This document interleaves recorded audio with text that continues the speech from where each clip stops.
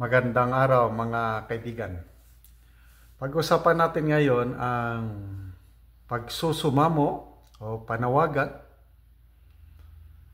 ng House Leadership ni Speaker Martin Romualdez at mga kasamahan pa niyang kongresista na dapat daw ang Senado ipasa na nila ang economic charter change. Okay, ano ang basihan nila? Yan ang talakayin natin ngayon. Okay, yung dark chocolate natin, pwede nang mag-order.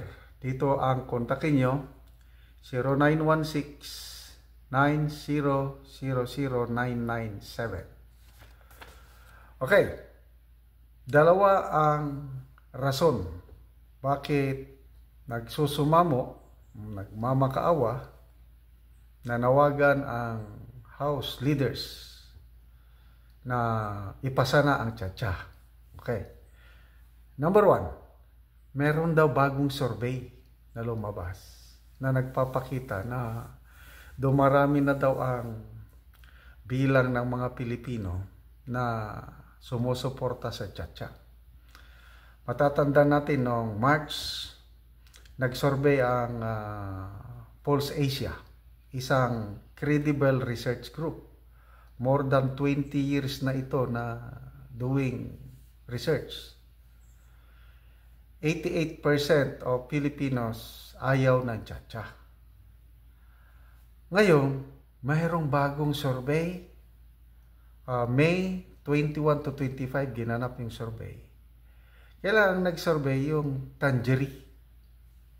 Okay? Ang Tangerie bago pa lang. Parang last year lang ito nagsimula. Tapos ito, commission survey, binayaran. Ang Tangerie survey nagpapakita na 52% ng Pilipinos pabor sa tsa-tsa. Ay di mababa pa rin. Malaki ang kaibahan. Yung Pulse Asia survey, non-commissioned, walang nagbayad. Ano lang, sariling ano lang ng Pulse Asia.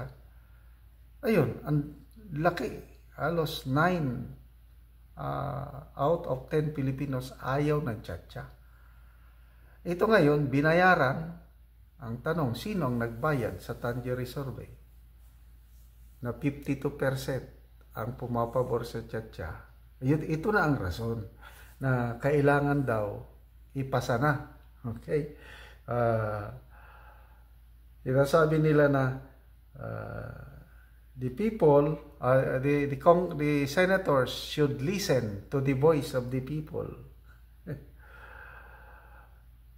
Okay, ito na. Si Speaker Martin Romualdez, nag-issue na siya ng statement nang dahil lang sa sorbing ito. He welcomed the survey. We are determined to sustain this momentum and collaborate with all parties involved to realize the constitutional amendments that will pave the way for a more prosperous, just, and equitable future for the Philippines. Maniwala kayo. Lokohin nyo ang inyong lelang. More progressive Philippines. Gusto nyo lang mangulo ng mas matagal. Marcos, Araneta, Romualdez family. Hindi nyo naman maluloko ang taong bayan, Mr. Speaker. Gusto ninyong maging Prime Minister. Yon ang klaro. Okay.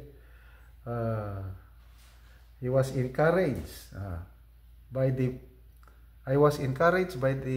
pivotal shift in public sentiment. Anong pivotal shift?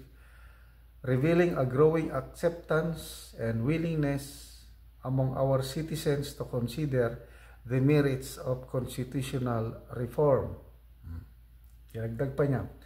The approval for amending the Constitution, while slight, is nonetheless significant. It represents an evolving perspective among Filipinos, recognizing the potential benefits and necessity of updating our nation's charter to meet current and future challenges. As a speaker, the positive feedback and growing support from our constituents fortify my conviction in the vital mission to refine and enhance our constitutional framework. It propels us to advance our legislative responsibilities with increased dedication and resolve. Ang galing magsalita itong speaker nito Mana rin sa kanyang pinsan. Under my leadership, sabi niya, the House of Representatives remains committed to fostering an environment where all stakeholders can contribute to meaningful and productive discussion on potential changes to our Constitution. So, yun po ang pahayag ng speaker nang dahil lang sa 52% na survey result ng Tangery, isang research group na hindi naman kilala, dapat ipasa na daw. Okay, yung ibang mga house leaders na nananawagan din, nagko-chorus na sila. Si Senior House Deputy Speaker Aurelio Gonzales. Yan na, ito na yung mga nagsusumamo, nagmamakaway. Pasan nyo na. Deputy Speaker J.J. Suarez, Deputy Speaker. And then House Minority Leader Manix Dalepe. Isa pang rason na bakit sila dapat daw maipasa na itong Kanamik Chacha bago mag-end ang third regular session ng 19th Congress.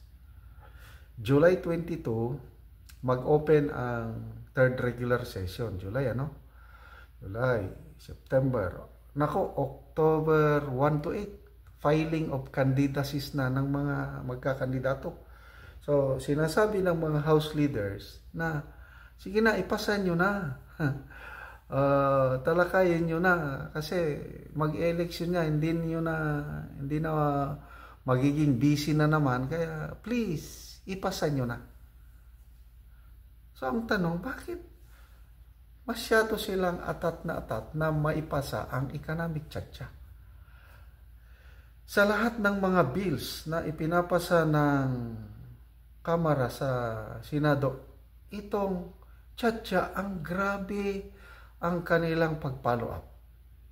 Na ito pa ang rason na sinibak ang dating Senate President Miguel Zubiri. Ano ba ang nandyan sa chacha? Mapordoy na ba ang bansang Pilipinas kung hindi maipasa ang chacha? Grabe ang kanilang focus. Chacha na lang. So, gahol na daw ang panahon. Dapat ipasa na. Ano sa tingin nyo? Maniniwala sina Senate President Escudero na nang dahil lang sa isang survey na binayarang survey, 52% pumapabor, ipapasa na nila? I don't believe so. Kaya, goodbye. Sabi ni Senator Zubiri, chacha is dead. Bakit? Ang Senate President anti-chacha . Ito pa, reklamo ng mga House leaders. Ang dami na daw pronouncement ni bagong Senate President Escudero. But wala naman siyang sinasabi sa chacha. Actually, ang utos ng bagong Senate President is i-stop lang muna ang mga hearings. Kasi dapat may hearing pa sana sa Cebu, another hearing sa Cagayan de Oro City. Kaya ang problema, nagbitaw sa posisyon si Senator Angara, yung subcommittee chairman ng Constitutional Amendments. Nagbitiw, ayaw niya na. Ibabalik kay Senator Padilla ang Constitutional Amendments. Yung ginawa ni Padilla, nag-file ng resolution of both houses number 8. Ayaw niya yung number 6. Ano ang resolution ni Padilla? Dapat kung baguhin ang konstitusyon, Constitutional Convention. O, yun. So, wala na. Papalayo na. Ibig sabihin, yung resolution of both houses number 6 na nasa Senado, patay na. Kasi yung mismong committee chairman, constitutional amendments, ang gusto niya, magkaroon ng Constitutional Convention. Kaya kawawa itong mga kongresista na ito na nagpapanik na, praning na gusto nilang maipasa ang charter change. Para ba talaga yan sa kabutihan ng bayan o para sa kabutihan ng ilang mga politiko na gustong-gustong maging prime minister at hindi mananalong presidente kung presidential system pa rin tayo? Oh, nagtatanong nga lang naman. So good luck mga congressman. Sana maipasa ang inyong pinakapaboritong bill, yung chatcha na yan, but dadaan yan sa butas ng karayom.